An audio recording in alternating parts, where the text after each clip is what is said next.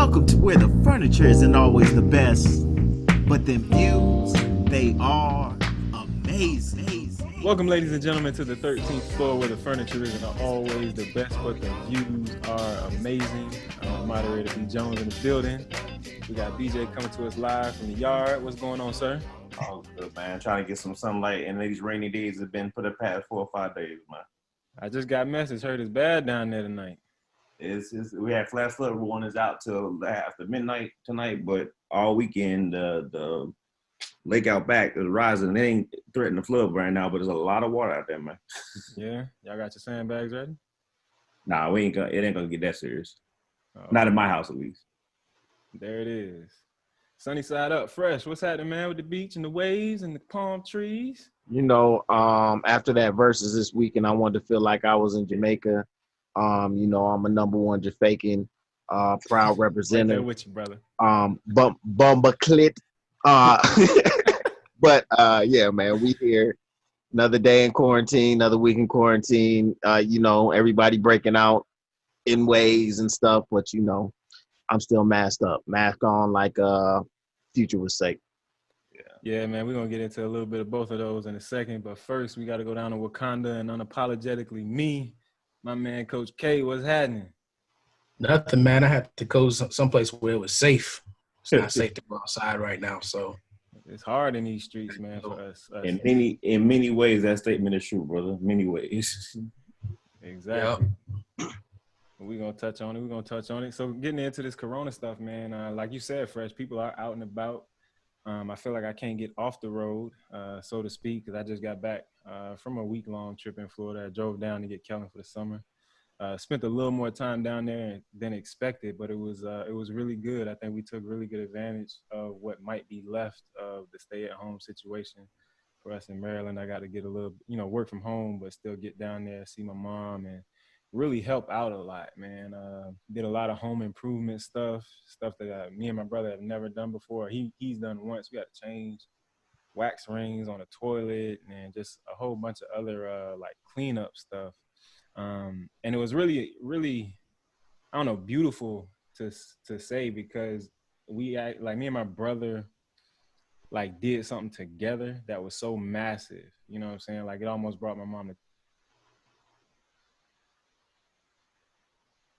every time I go down there to get Kellen or something, man. It's a bit of a daunting task when you go room to room, but you come back and it's still in kind of a similar situation or condition than it was previously. So for us to get in there and just tackle the whole house, get a lot of that clutter and old stuff that's just taking up space for the old girl, so she can have space to move around in, feel like the house is in a bit better condition, and just helping her, giving her condition, and my grandmother, and the support that they need. It was really good, man. And that 16 hours on the road, it seemed like it kind of flew by, man, and spending that quality time with the fam. So just taking advantage of what this whole quarantine situation is presenting in front of us. We talk about it each and every week. So that's just, a little take from my end. I tell you what, man. 2 days in a row now, I've posted on my IG asking people, first day was what's non-negotiable coming out of quarantine. Today I asked them what things will you either stop or start coming out of quarantine, or do you want to keep coming out of quarantine? And I got very few responses, man, which is interesting. I don't think people have really grasped the situation and just the moment. Right. And I think people are still thinking that things are just going to be business as usual as things are opening back up. And that's not the case at all. It could be for some people. It's all in how you look at this thing, man, perspective. It won't be for me. I don't think it will be for any one of us because of the space and opportunity that we've been provided and how we look at this situation. Again, not taking away from the tragedy, that exists around it, but just trying to stay in the light and the positivity. There's no way I can go back to living the way I was, on a daily basis. I've been able to create systems. I've been able to see what efficiency really looks like, and getting to the point where now I'm consistent, or semi-consistent with stuff. there's no excuse. I don't really feel like there's any excuse outside of just for me taking on a lot of, responsibility just because of how life is. But, we were just talking earlier today, Kay, about the meditative space and Right. making that a big part of my routine. And, today was one of those days where it was like, all right, I got up, I'm going to start getting up a little bit earlier so I have that extra hour, but got up, got my meditation in, was able to get the kids and everything situated. And it starts the day off in a whole different, fashion. So keeping things like that in play, getting my exercises in yesterday, and making sure that system is in place. Like, these are all things that, I've wanted to do, been asking for the space and opportunity to do, and it's finally been presented to me. Why not take advantage of it and then keep it going, because you can do it. It's just a choice. One of the conversations I was having last week fall right in line with this. And I don't remember if we had it together at one point in time and all, but the basic same premise. When this is all said and done and everybody's rushing to get back to normal, I think people forgot normal wasn't working for a lot of folks. That's facts. What was normal wasn't working. What you want to get back to is nobody, quote unquote, confining you or keeping you in one place, not telling you can go somewhere and do something. But to get back to your normal, your job, your other things done. You talked about building systems right there, and I know we talked a little bit about school with Nia and some observations you made. So I was happy to hear that, because this should have painted opportunity. And Kay, the lack of responses right there, I think people aren't thinking on that level. And I don't know why we're not getting there, because no matter if you took this time to mentally get back together, if you took this time to start a business, if you took this time to look for jobs or whatever the case may be, something different has to be at the end of this tunnel. If it's not, then I really do feel like it was almost like a wasted time, wasted energy. And I get the thing that people are coping with it different. I get it. But even if you're coping with it, and if it's a hard way, it's anxiety, there's other things going on, there should be something different that you want to see at the end of all this, or something you're going to do or commit to do to make sure you don't fall back in that space again. Because there's nothing that's saying that a second wave or another situation like this couldn't happen in 2 months, in 2 years, in 20 years down the line. Then we're going to be in the same cyclical motion again. But to get back to normal, if your normal wasn't working, yeah, you need to really sit down and have a heart-to-heart conversation with yourself. Well, I think it's just like we spoke about previously, where it's that time to exhale. A lot of people have always wanted, just like Brett was bringing it up, wanted that time to, man, if I had more time, I'd do X, Y, Z. I'd finally go ahead and start this. I'd finally go ahead and do that. And the real opportunist took this time to say, wow, I've been asking the universe for so long for this time, and look, it gave me this time. So now I'm going to utilize it in a way that's going to be valuable for my future. It's almost like with Trump saying, make America great again. Take it back to, when was America so great? It's like before quarantine, we were doing what we were doing, but this has now provided us the opportunity to, excel. It gave us all that breath. It not only gave us all that breath, it actually gave Earth, Mother Earth, that breath to go ahead and do a little recuperation as well. And so I just definitely agree. It's time for it should have been more of a, hopefully, of a cocoon stage where you allowed yourself to develop in some way, somehow, some shape, some form, even if it's just mentally or spiritually, in order to come out better on the other side of this thing. And you know what, man? A lot of people, they call me a conspiracy theorist. I'm not a conspiracy theorist. I'm just a theorist, period. And one of the things that I think has happened is that I think the people in control and power realize the opportunity that we were taking advantage of. Yeah, all of a sudden, normal. All of a sudden, I think there was a lot more human connection, and we were getting that opportunity once again to connect to each other and start to reflect on all the stuff that's been going on up to this point. I'll take this as an example. Music has made a return like nobody's business. And when I say music, I mean not, today's stuff, and I'm not hating on all of today's stuff. Some of it's, good, but I mean like real strong, powerful, like uniting type music that everybody can vibe to. Like if you think about all these folks from D-Nice to Jazzy Jeff to even international DJs that are playing music every night.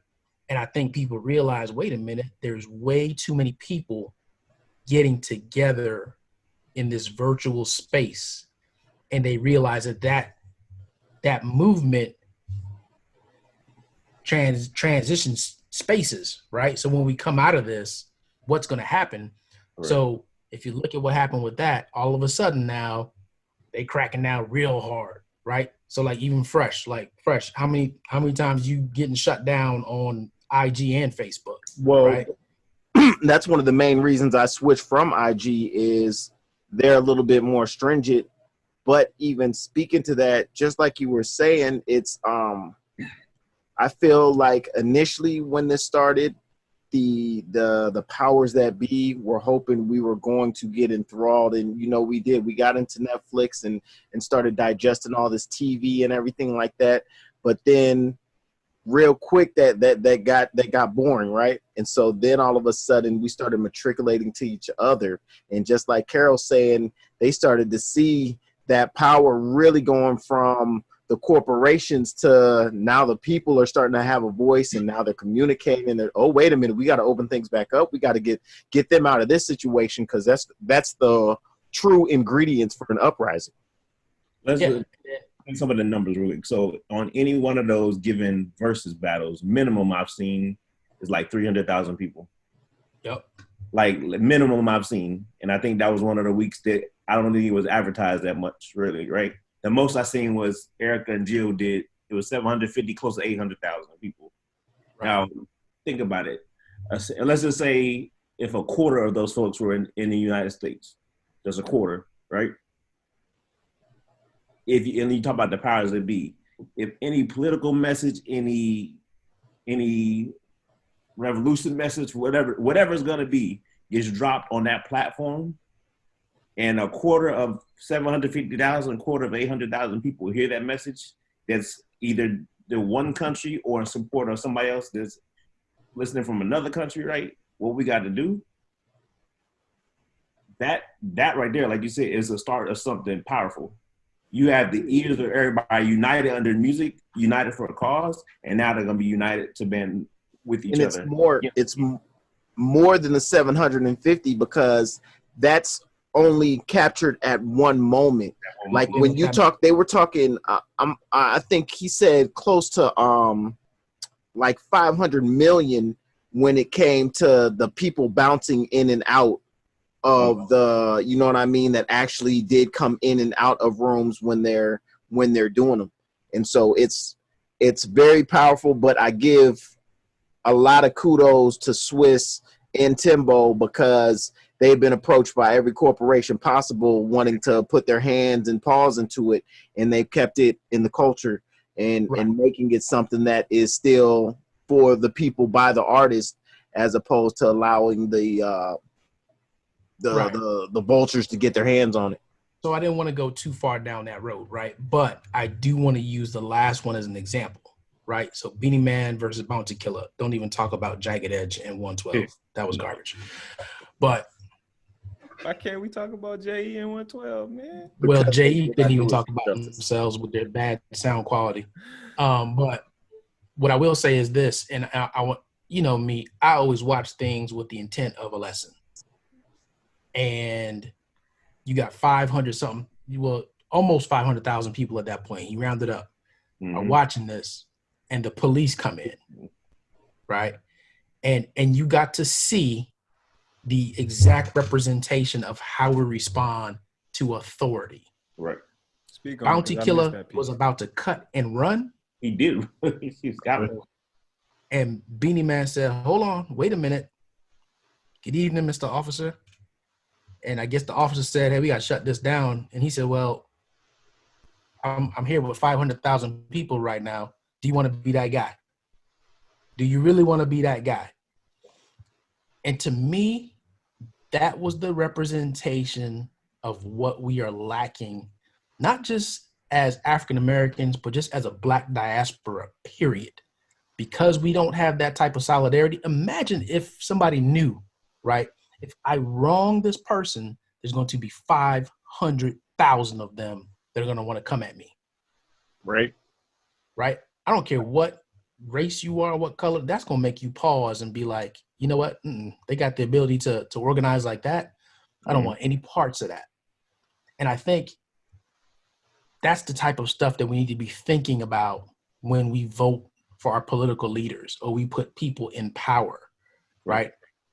Do they respect that ability for us to organize?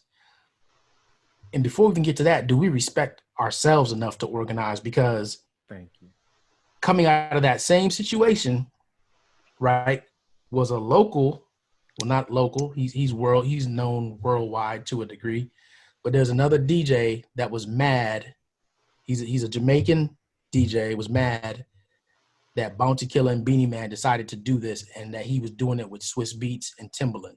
He was mad that they went to do it with a foreigner and that they weren't just doing. And even though he kept saying Swiss Beats, saying that he's doing it for the culture, and he's like, well, what culture? Well, it's Black culture, not Jamaican culture.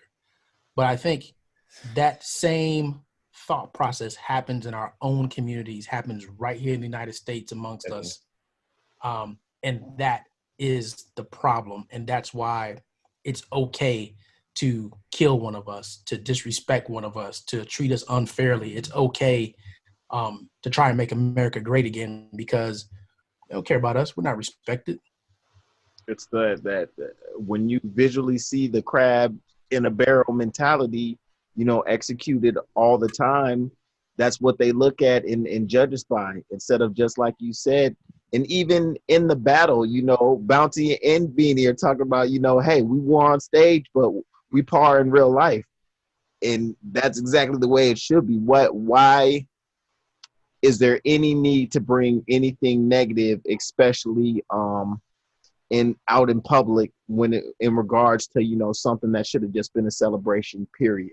I just listened to an interview J. Cole did when I believe it was the last album, actually probably the album before last, with False Prophets on it.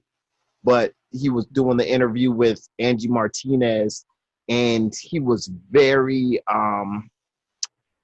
he didn't want to say anything bad about Kanye, and pretty much got to the point where he was like, I don't like talking bad about us in public arenas. I'll talk to you in private about it and give you how I feel, but I don't like, putting out there in public, that negative energy. And we as a people need to get better on that, that feeling when it comes to each other, and stop getting in these motions of feeling like that, where it's, oh, well, you should have done it on a Jamaican platform.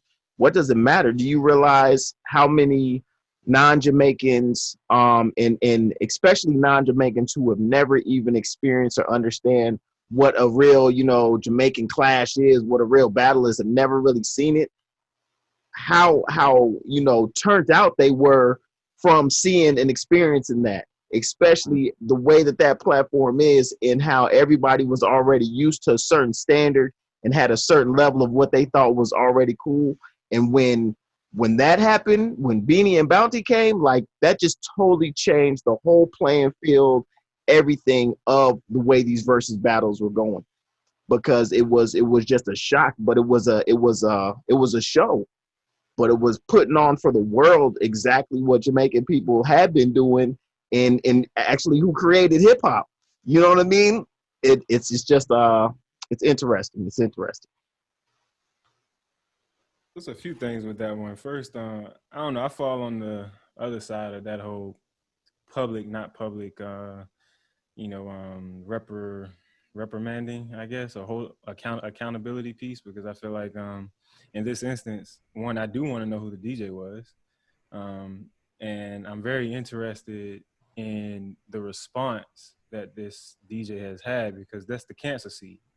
that separatist ideology. You know what I'm saying? I get the Jamaican pride. I absolutely get it. Just like I get any Haitian pride or anybody's pride in their country.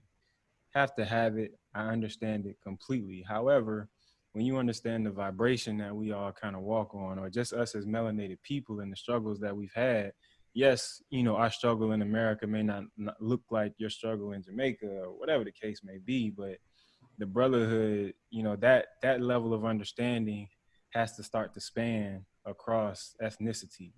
It has to, even when we talk about Africans versus African Americans. So I think that DJ, you know, Beanie Man and Bounty Killer should absolutely have something to say about this guy, because I'm not the most knowledgeable of the feud between them and how long and how bad it was. But if they can come together to bury the hatchet for the betterment of the culture, and we ain't just talking, like, we're talking about culture on a global sense, you know what I'm saying? How do you feel comfortable enough to insert that type of negative energy into this whole this space that's just wholesome? So, I tell you what, like I said, we could talk about this internal stuff another time. That's not, That's fair. you know what I mean? That's not what it's the purpose of about this. today. Right. We need to take like some real big leaps here. Just in the last 48, 72 hours, we got incidents all over the country. At least 2 deaths, some police brutality in Chicago, in Maryland, in different events going on, all on the cusp of an election, right? And I think, Brett, one of the things that you want to talk about was Joe Biden and his comments. One was to what's my guy name? I think I just said his name not too long ago. CT the God. Charlemagne? Yeah, one was to Charlemagne, where he said, if you vote for Trump, then you ain't black.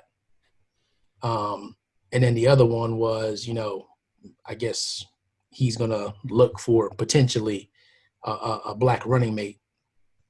So maybe I haven't heard him go as far as say he's looking for a black running mate, but maybe that came up in that interview. What he said was he's considering it or something like that. Well, what he said was there are definitely several black female candidates in the running. That's what he said. He didn't say that he was going to have one for sure, but he said there are definitely several qualified African American females in the pool. Yeah. Or whatever. Right, but where I want to go is when Charlemagne said, "Look, it's not about voting for Trump, but I want to vote for somebody that definitely has a black interest, a black agenda." A true black interest, you know what I'm saying? Right. A genuine black interest, not somebody who makes a seemingly self-entitled statement because you feel like you've done something because black people brought you out of South Carolina, basically, right, and pushed you to the forefront. So now you feel like, oh, I got him. Well, no, you absolutely have to understand, and we have to understand that, yes, we want to see you because you may be the better option, but please understand that we hold the power and we want to see that you actually do something with it, or your presidency when you get there. I think, 2 things you talked about, Carol, was respect for ourselves and then garnering respect from other individuals. I think that we have to honestly respect ourselves enough to know what we're worth, what we're going after, and to know the value of that and how to go after it. Now, there's several things that I think flow into this, and we'll try to get some guests on to, go into much more detail and much more specific detail. But the education efforts and understanding what's all swirling around the election, getting people to understand what goes into the vote, the legislation that comes to pass, like this Lift Every Voice Act. I can tell you, when I first heard the name of the act, it sounds so cliche and gimmicky that there may be some good stuff in there, but I'm already questioning your motives because you're just trying to find a way that somebody can latch on to it. And I think that vigilance, so to speak, or that, it's kind of like a helpful side eye. Like I'm holding, like I want to see what your true intentions, are with this. And I think it's very important. And that's one of the things Charlemagne was so adamant about.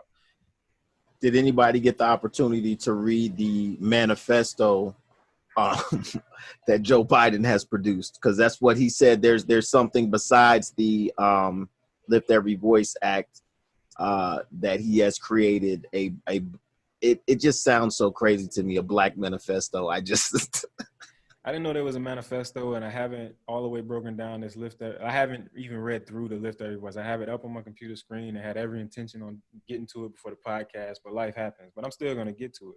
Yeah, Biden said that he has a black manifesto outside of that he has created that directly speaks to how he wants to impact the black community. And that may be all well and fine. I just challenge people to actually go in and like look at this stuff and read it and understand what it is, and kind of have, even if you don't necessarily understand it yourself, get somebody who can get past the fluff, because we're still dealing with a politician here.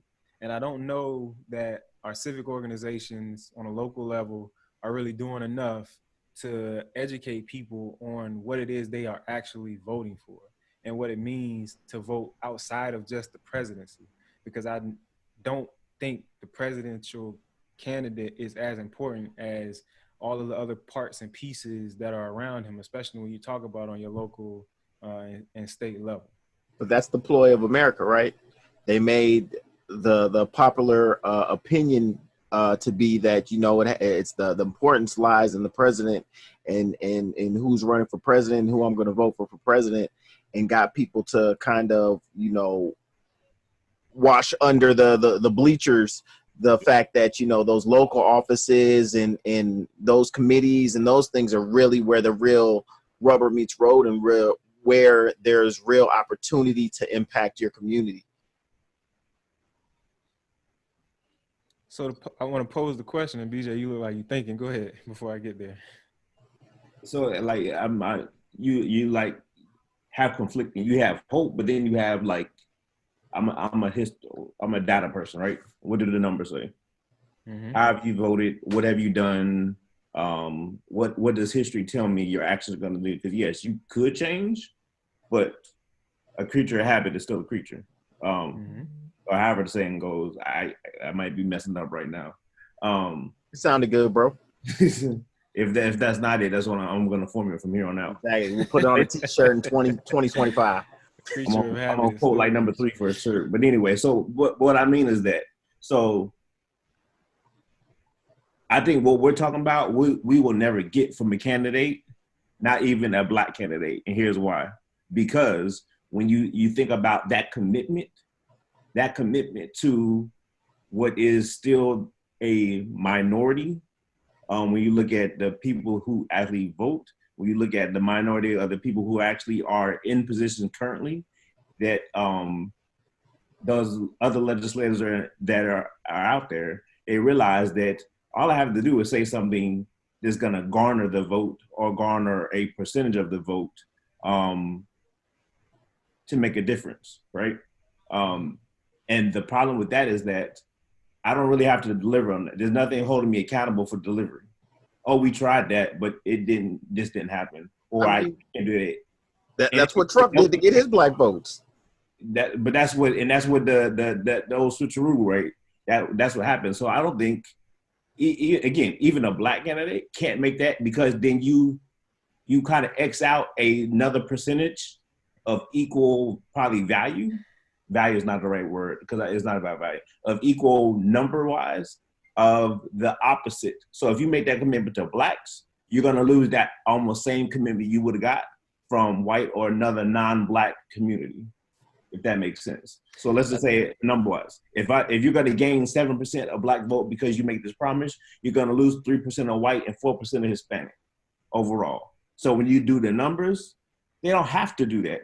They can talk a good game to do it, but there's nothing that they have to do until we get to the point where that 13% of the total population, and then when you break it down to percent of the people that are actually able to vote, when you break it down and get every single person out of the house, that's when you're going to do something. That's when you're going to be able to make a difference. Again, locally, start getting the people in place, and then start forcing the hands of people. They're not going to have a choice.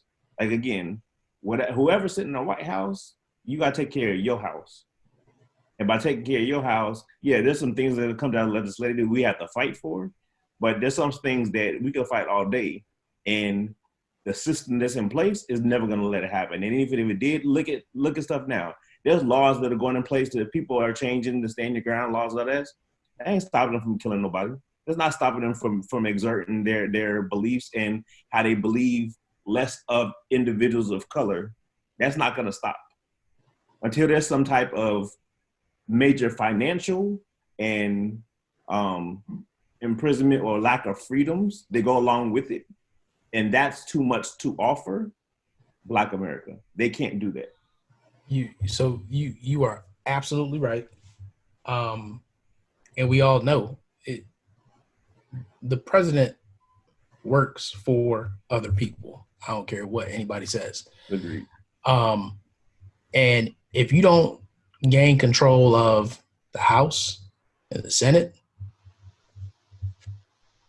it's almost a moot point, because you're always going to have people that can filibuster, shoot stuff down, whatever, unless you have a president that's going to go in there with a bunch of executive orders. And then somebody going there with a bunch of executive orders, you're not looking at a 2-term president. You're looking at a 1-term president if they don't find or fabricate some reason to impeach that person, right? So That's what we're seeing right now. So what you're saying is right. We have to have a organized agenda that is spread all across the country. That is the only way. Like, we can't leave it to, oh, this president's going to come in and save us and make laws. And no, you can make all the laws you want to. If I don't find you in violation of the law, what good is the law? Right? So I don't know what it takes. I have no idea what it takes. And this is people have probably asked this question for almost 2 centuries now. What will it take for us to agree on an agenda and we vote local level, city, state, federal level on things that support that agenda? Along with that, again, we have to get us together and on the same agenda. But there's too many other folks out there as bystanders that aren't willing to pick a side. And at the end of the day, yeah, it matters. In my opinion, it matters what side you pick. But to be a bystander is probably the worst thing you could do in a situation like this. It doesn't affect me directly. I'm not going to say nothing. It doesn't affect me directly. I'm not going to, that part about voting doesn't really do that. So whether it's class, whether it's race, whether it's religion, whatever the case may be, because you feel separated from the cause or from the need, your lack of input, your lack of showing concern or what you truly believe to the world is where we're going to get. Because again, if you look at sheer numbers, population-wise, number-wise, again, if the numbers show out in a Black community, the numbers can counteract in a white community, the Hispanic community. It's a numbers game. But until all the people at one place step up, and I'm saying this, I had this conversation from a Christian point of view with the guy who goes to my church about 2 weeks ago, that if Christians don't start stepping up and so-called want to quit calling each other out for things like that, but don't hold people accountable for the opposite of things they're doing, racism is one of them, right? You want to bring in every election, people talk about the Democrats and abortion. They talk about this, the Republicans and this and that. And these are conversations that go on for years that are never going to stop. But if that's your viewpoint and you're holding a sin or a perceived sin as a voting point, then you need to cross out every single thing that's out there, because everybody has a platform that's against one of those books, one of those things written in the Bible. So stop using the Bible as one of those standing points. Stop being lukewarm, they say, because lukewarm you spewed out the mouth. You about to talk about a book in the Bible and you said Luke and then you went warm. Oh. But man, it's funny. So you didn't say it, but you said it. Infrastructure is part of the problem, because the infrastructure is set up in a way to monitor and address any attempt at organization, right? So let's even talk about Instagram. So when you just saw me shaking my head, is because I just saw that at Headliner World has been put in Instagram jail. Can't real? post for 3 days. Right. Because all day he's been posting stuff about the things that have happened to Black people Right. over the last few days. And then he started posting historical stuff that's happened to Black people. And now he's in Instagram jail. Right. So once again, here's somebody that's trying to make sure that people are woken up and that they realize that, hey, we have to do something about this. Okay, you're in jail. Let me give y'all another example. So my cousin's husband, his name is Marlon Hill. He's running for commissioner in District 9 down there in Miami, right? Which is like Redlands, I think the Keys. I don't know how far up north it goes. Richmond Heights. I don't know how far it goes. So yesterday they were having a pre-birthday / awareness of his campaign thing. And we're on Zoom. And all of a sudden, like there's so many people in the room, there's like 3 screens of people. All of a sudden, these videos start to pop up of the Klan and Klan activity and people with guns and all types of stuff. And then next thing you know, somebody's just on the mic talking about, yeah, you nigger, blah, blah, blah, blah, blah, all this stuff. And man, people got their kids on here, all types of stuff, and they're just going off all this profanity. What are you going to do when I put this in your mouth? Blah, blah, blah, blah, blah. All this stuff going on. They have no idea who this person is. This person just pops in and starts spewing this stuff and posting and putting these videos on the screen. So they had to shut it down. But yet another example of the infrastructure is watching. Right. And they know that they cannot allow anything to pop up. And that's why you talk about, please blooper reel that. That's why they say there are people on the sideline, because people don't want to get involved. People feel like, oh, I got too much to lose, but how much do we have to gain? That's always the big question, right? So y'all gave me a whole lot, and I had a lot to say, but I was trying to make sure that y'all got all of your points across. Y'all remember Doug Jones from Alabama? The Alabama senator race probably 2 years ago? Yeah. And y'all remember what happened, how he took that Senate race due to the Black vote. Most will say the Black woman's vote, but the Black vote in general. More recently, there's been polling and conversations and statistics thrown about how manipulating the Black vote can actually help Donald Trump win. If he garnered, I believe it would say an extra 2% or something of that nature. There's some statistic that shows how that 2% increase or maybe decrease from his Democratic Party rival would help him win the presidential candidacy. So my question to you, BJ, is with the mind state, and I'm sorry if it's past because you said a whole lot, but with the mind state of not being able to form an impact, how do you not vote? Because I think that we see these things that are impacting our communities happening every single day.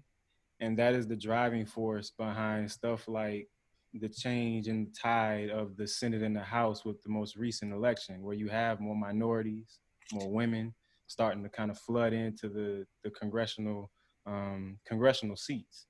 You see some changes along the local politicians, like in Ferguson, where there was a changing of the tide there, even in Atlanta, where the mayor now is being held accountable to some of the police brutality issues that are going on within that city, as well as her support for Biden and what that really means. So if you're going to support this man, well, we're going to hold your feet to the fire to make sure that he's actually putting things into his agenda that matter for Black people.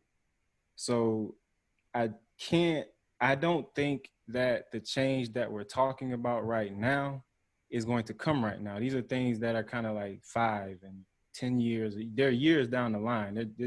It'll be a generation before we see it. I mean, we talking about the same issues that we had happen. We're dealing with the same issues that we were dealing with in the 40s, 50s, and 60s, just on a different scale. But we've seen progress, be it slow as it is. I think you can't discount a lot of that stuff. And when we talk about what it takes, unfortunately for us, to be stung by the bee before we understand what happens. But it'll also take us continuing to educate ourselves, our civic organizations, to push information out, and for us to actually do our due diligence. We have a supreme roadmap to what it would take to build the communities that we talk about. And that is in that book written by Dr. Martin Luther King, Chaos or Community. It's a playbook strategically outlining the steps and everything it'll take from your nonviolent standpoint to how you get involved or actively involved politically, that'll spill over into the educational system and the economic system. But until we know these things, we can't necessarily act in that manner. But I feel like there's also an awakening happening amongst us, and you can see it. I mean, if you're looking for it, if you're looking at it, I mean, not to say that bad things don't happen and we don't have stragglers or people that stand on the sidelines, but the change is happening. Like, we're sitting in the midst of it. So I can't really subscribe to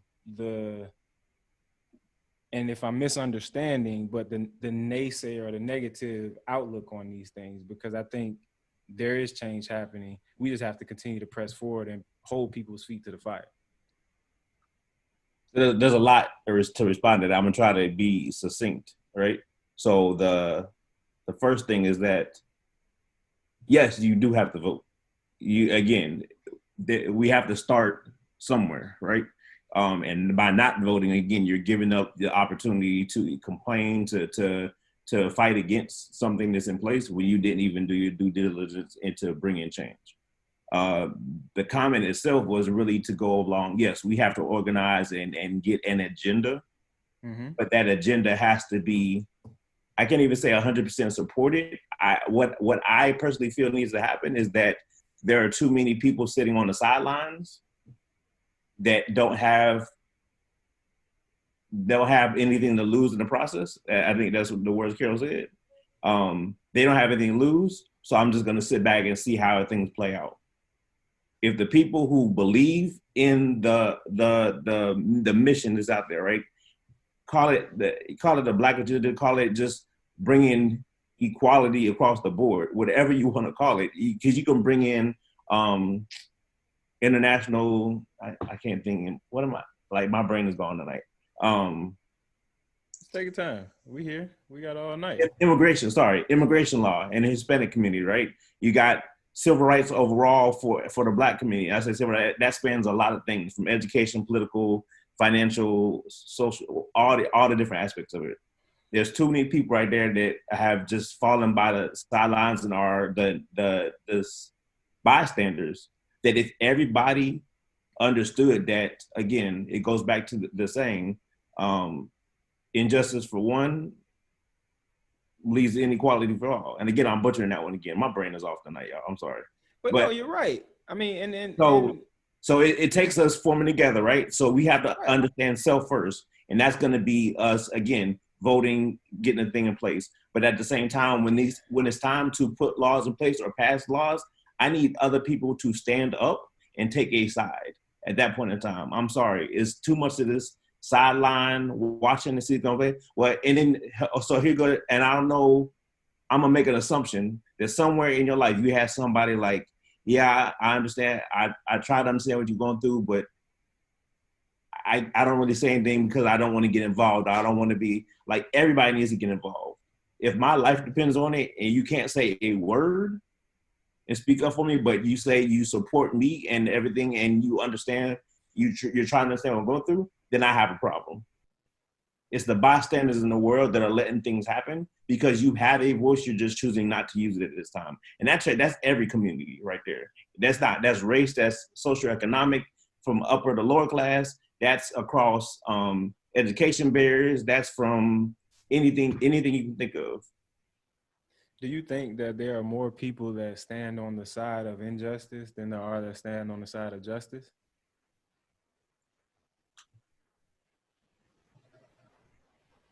I think I'm answering in a roundabout way. I think there's too many people who haven't picked a side.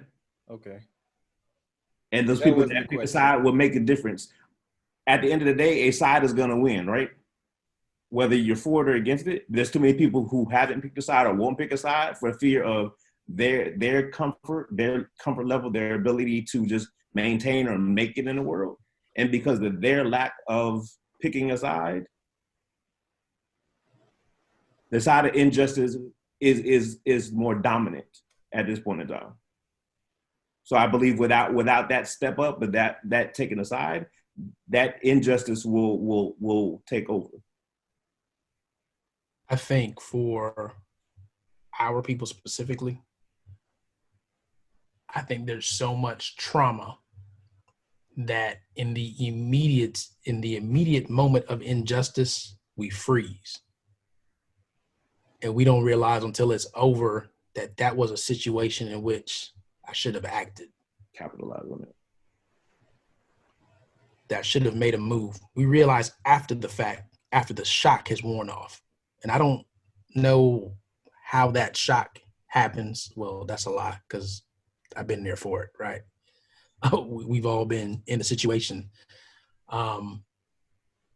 which that's funny because a good number of us here were part of the brawl at the Rat, where they called in the South Miami police, Coral Gables police, Border Patrol, all these people. Oh man, yeah, it was bad. The fire department. Is that where Weezy came out? Is that fight?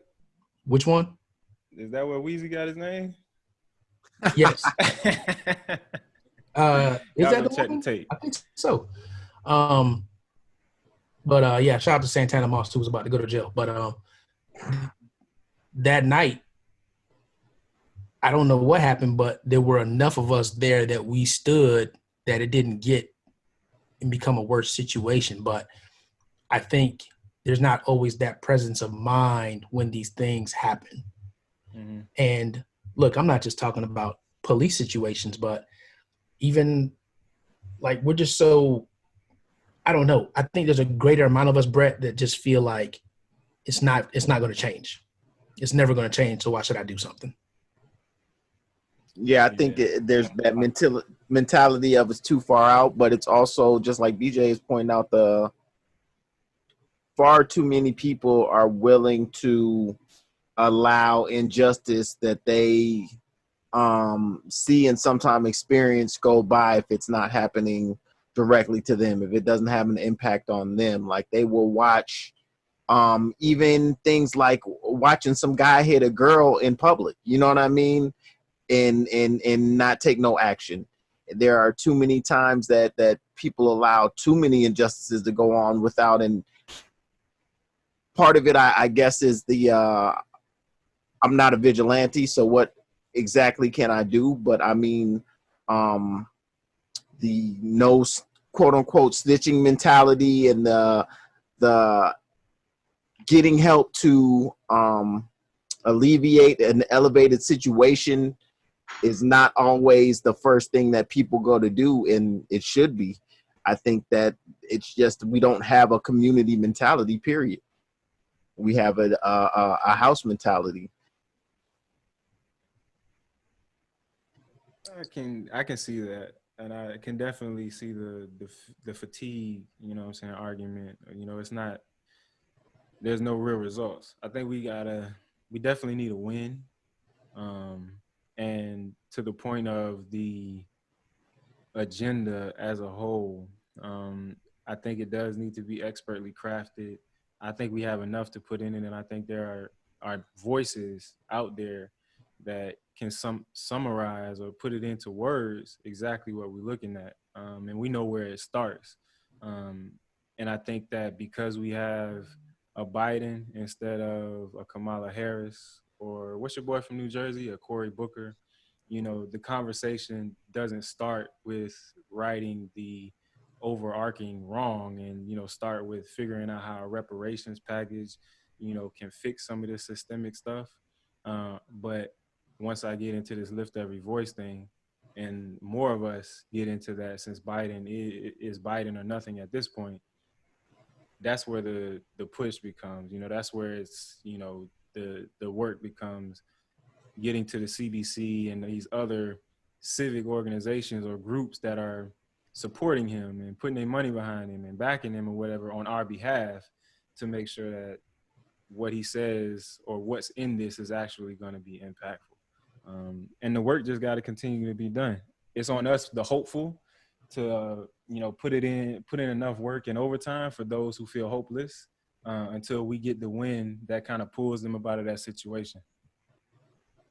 Has to be viral, but there has to be there has to be progress. There has to be strides made. There has to be visible, impactful strides made that people can, quantify.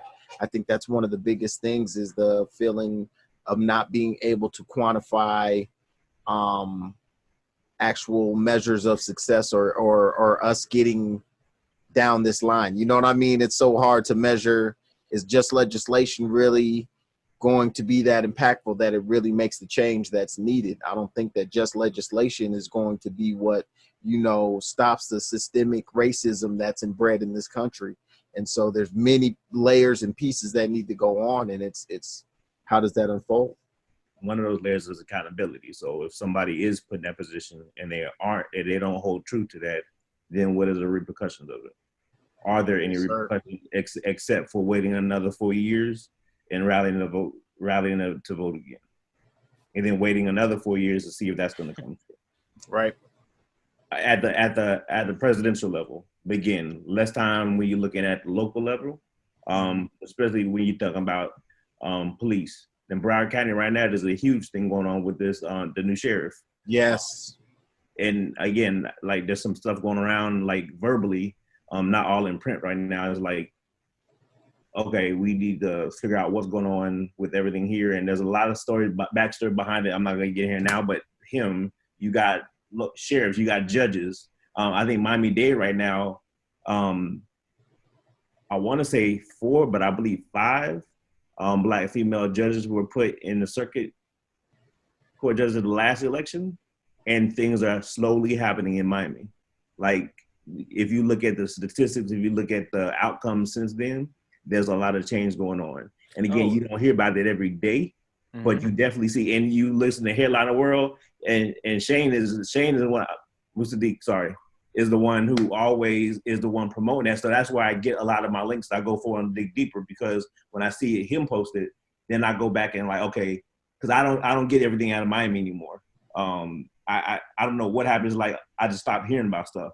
He posts stuff. I'm like, where'd you see that at? And I go dig a little deeper and I find it more. And he's one that when you talk about political, you talk about the judges, you talk about the things when it's time to vote. I mean, when it came down to it, even the mayoral races in Miami, like he is the voice of that area down there. And all respect to him.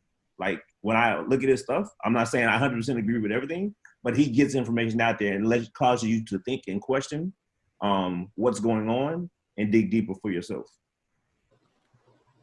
Yeah, shout out to Musaddiq Muhammad, Wing King Musaddiq. Shout out to Mike Gardner, Headliner World. If we can post bail for you, we will. Shout out to Tanya too. Tanya Judge. It's still hard for me. All the years we knew it, and also I don't say the name that much, so I gotta keep saying it out loud. Yeah, I know it's difficult. Yeah. Easy, man. So before we wrap this thing and come to Fresh for the Fresh Ovation and Carol to put a bow on this thing, I want to remind everybody you can get this podcast on Apple iTunes, Google Play, SoundCloud, Vimeo, YouTube. I feel like I'm forgetting something. Wherever you can listen to your podcast at, man. Each and every week. Follow us on IG at 13th Floor, please. And on Facebook, man, get connected with us. Let us know what you think. Leave it in the comments. And stay up with us. Be free. What's the Fresh Ovation for the week, sir? This week, as doors are reopening and we are getting back slightly acclimated to, enjoying each other's presence in the outdoors, I just want everyone to go ahead and take this time and allow themselves to reflect on what has happened these last couple months. As we've been trying to continually encourage you to have, this slight metamorphosis over this time, even if you have not gone to what you believe your full potential is, I hope that you have at least given yourself the opportunity to see what accomplishments you have done over this time, and give yourself a pat on the back, but use that as momentum for the future. Now that we're getting back into what people have said is, the normal, the new normal, don't allow yourself to get into the old habits that did not allow you to propel yourself to where you want to go. So that's it, man. Keep it light, keep it tight, get yourself a workout in about 3 times a week. But, let this be the now. Let this be the go forward, and let this be the future, because you know what it is? It's Fresh Ovation. We out here. You heard him talk about working out. He was talking about working out. You worked out yesterday. You want to tell him what you did? No? Not on the spot. He's like, are you crazy? Like, you ain't prepped me. You gonna tell him how you beat me in the plank? Oh, man. All right. Well, young superstar over here hold the plank for 81 seconds, so I gotta go out here and hold it for 82 just to, show him what time it is. Don't get beat again, Dad. You feel me? I told him we're gonna have to go head to head. You know what I'm saying? Let's see. Look in my eyes and beat me. I know that's right. Nothing. Challenge. Coach K, what you got for the people, man? Man, don't be mad at me. I don't have a bow this week. And it's really just because, man, if you take the average age of the guys on this podcast is 40 years old, you can go ask a 20-year-old, how do we solve these problems in front of us? They don't know. You can go ask a 60-year-old, how do we solve these problems in front of us? They don't know. How crazy is that? That you can go 20 years either way and not get an answer. That's not natural. That's not logical. That's a generational curse right there. And really what it says, I remember when I used to work out regularly and I had a little bit of, size to me, and people like, oh man, what you training for? Hey man, there's a war going on outside. And people used to laugh at me. This dude's crazy. But there literally is a war going on. And it has been declared on us. And at this point, you now have to strategize. You need to look. If you never read The Art of War, go read it. You have to equip yourself, not just physically, but also mentally. And that's the challenge now, because everything we just talked about was how to do things the right way. Well, we've been trying to do things the right way for so long and haven't got any answers, right? So I'm not necessarily saying, Brett, I see the concern on your face. Like, what's he about to say next? But I think we have to start thinking a little bit more unconventional, because when we think in a conventional way, they have conventional counters. So there's things outside of the box that we have to start preparing ourselves to do, because if we just continue down this road, we're going to be 20 years from now and we'll be the 60-year-olds with no answers. There'll be 40-year-olds with no answers, and there'll be new 20-year-olds with no answers. Our sons will be the 20-year-olds. That's the scary part. Right. You see what I'm saying? So we got to stop it at some point. We don't have the advantage of time, because time just keeps on going and we get no answers. So you need to look at yourself individually. You need to look at just the people around you and figure out, what steps will you take together? Who will you try to coordinate? Who will you try to organize? And maybe you will be the start of the grassroots effort, of the unconventional effort that's going to get us the results that we're looking for.